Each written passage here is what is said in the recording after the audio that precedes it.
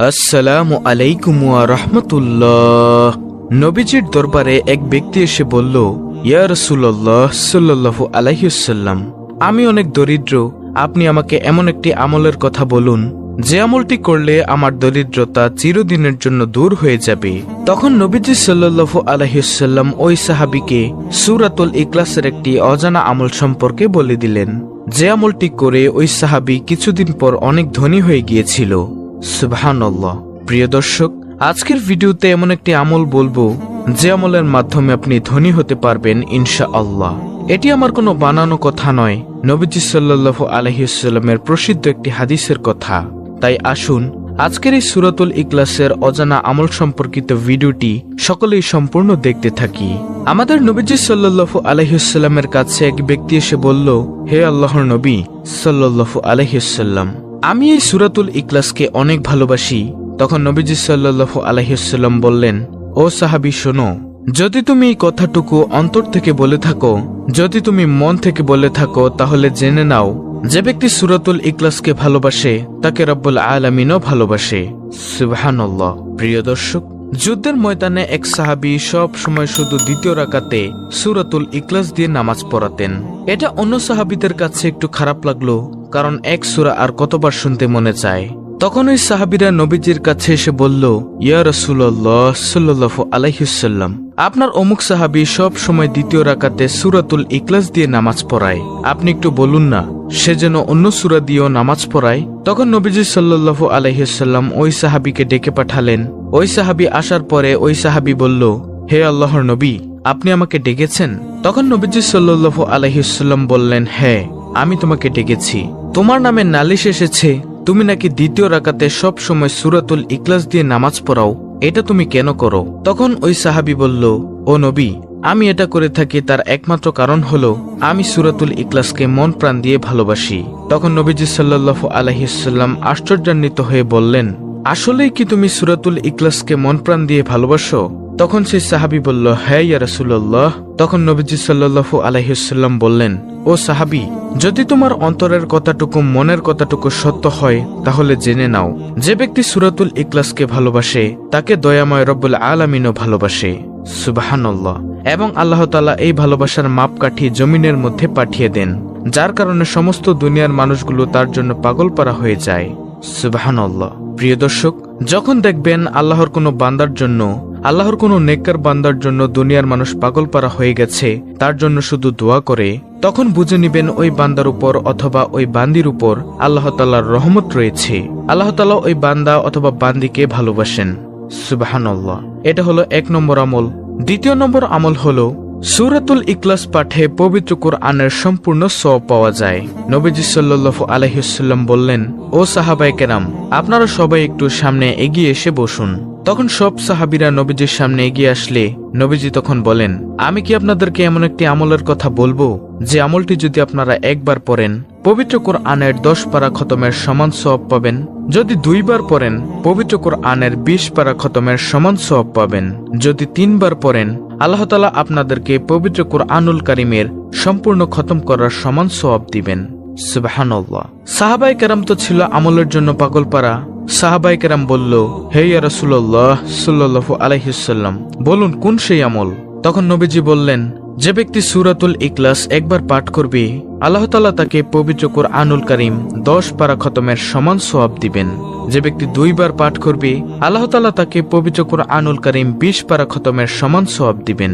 যে ব্যক্তি 3 বার পাঠ করবে, আল্লাহ তাআলা তাকে পবিত্র কোরআনুল কারীম সম্পূর্ণ খতমের সমান সওয়াব দিবেন। সুবহানাল্লাহ। প্রিয় দর্শক, আল্লাহ তাআলা জানেন যে আমার কিছু কিছু বান্দারা এমন থাকবে যে সে কোরআন পড়তে পারবে না, গাফিলতি করে কোরআন পড়বে না। আমি আল্লাহর সেই বান্দাবান্দীদের জন্য এই মোক্ষম সুযোগের ব্যবস্থা করে দিয়েছি। তবে প্রিয় দর্শক, এমন করলে হবে না যে আপনি পবিত্র কোরআনুল কারীম শিখলেন না অথচ সারা জীবন সূরাতুল ইখলাস পাঠ করলেন।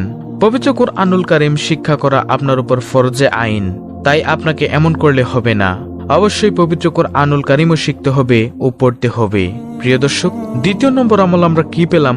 যে ব্যক্তি সূরাতুল ইখলাস 3 বার পাঠ করে, আল্লাহ তাআলা তাকে পবিত্র কোরআনুল কারীম সম্পূর্ণ খতম করার সমান সওয়াব দেন। তৃতীয় নম্বর আমল হলো, যে ব্যক্তি সূরাতুল ইখলাস 2 বার পাঠ করবে, আল্লাহ তাআলা তাকে জান্নাতি মহল দান করবেন। সেই মহলে থাকবে 70,000 দরজা। এইবার একটু ভাবুন যে ওই জান্নাত কতটুকু বড় হবে। আল্লাহু আকবার। নবীজি সাল্লাল্লাহু আলাইহি ওয়াসাল্লাম হাদিসের মধ্যে বলেন, আমার একটি গরিব উম্মত সবচেয়ে ছোট যে জান্নাত পাবে সেই জান্নাতটা হবে এরকম 10টা দুনিয়ার সমান। আল্লাহ তাআলা বলেন, এমন জান্নাত আমি তোমাদের জন্য তৈরি করেছি, সে জান্নাতে গিয়ে যা চাইবে তাই পাবে। সুবহানাল্লাহ। নবীজি সাল্লাল্লাহু আলাইহি ওয়াসাল্লাম বলেন, এক ব্যক্তি শুয়ে রইল, শোয়া অবস্থায় সে দেখলো তার উপর দিয়ে একটি পাখি উড়ে উড়ে যাচ্ছে। তখন সে ভাবতে লাগলো, ইস, যদি পাখিটিকে খেতে পারতাম। এই ইস, যদি পাখিটিকে খেতে পারতাম, এটা বলার সাথে সাথেই ওই পাখিটিকে ভুনা করে ফেরেশতারা স্বর্ণের প্লেটের মধ্যে নিয়ে এসে তাকে আদর করে খাইয়ে দিবে। সুবহানাল্লাহ। প্রিয় দর্শক, এমন কোনো জিনিস নেই যে জিনিস আপনি জান্নাতে পাবেন না, শুধু হারাম ব্যতীত।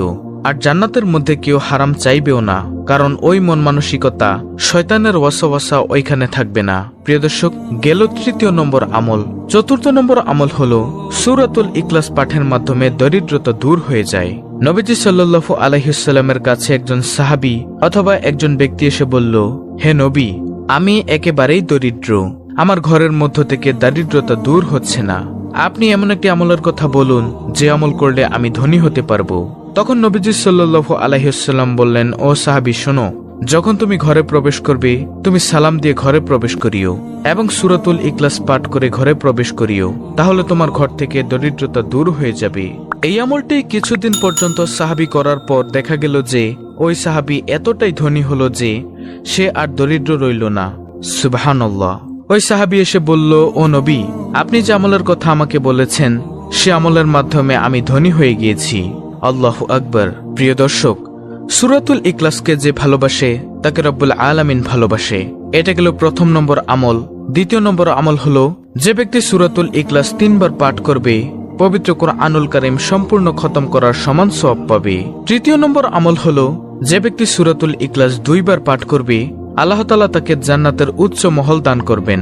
আল্লাহু আকবার। 4র্থ নম্বর আমল, সূরাতুল ইখলাস পাঠের মাধ্যমে দরিদ্রতা দূর হয়ে যায়।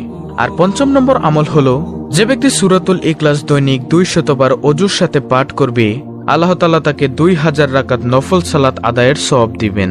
গায়েবী খাজানা থেকে রিজিক দান করবেন, আল্লাহ তাআলার রাগের 300 দরজা বন্ধ করে দিবেন, জান্নাতে 70টি মহল দান করবেন এবং সর্বশেষ পুরস্কার হলো আল্লাহ তাআলা মৃত্যুর পর তার জানাজায় হাজারো লাখো ফেরেশতা শরীক করবেন।